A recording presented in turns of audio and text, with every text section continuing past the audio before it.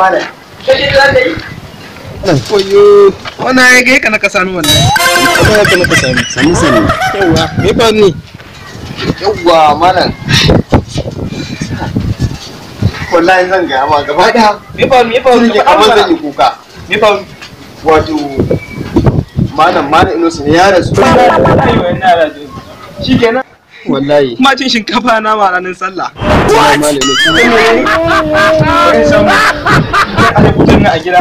Za mu je a rufe shi a rawar fara maganar gadon nan ka sa fa yan bakin rai. What?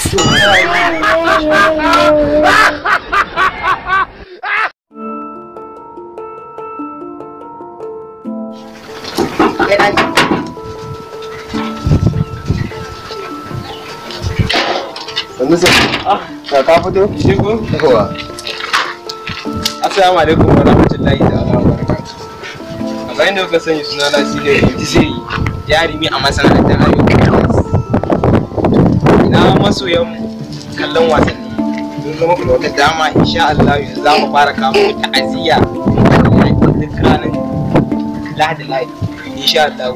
Yanzu mun kai ta'aziyya episode 2 muka kai ko yanzu insha Allah za mu fara sakin mu shi ranar Lahadi episode 3 4 5 6 7 har illa masha Allah. Abinda muke so shine ba za mu je mana ba dan Allah muna roƙon duk wanda ya kalli wannan bidiyo ya yi ma malam Imam yunusa addu'a sannan kuma ya sa albarka a ciki sannan ya sharing din shi ga mutum biyar ba dan gowa da mu dan alfarin Allah Muhammadu.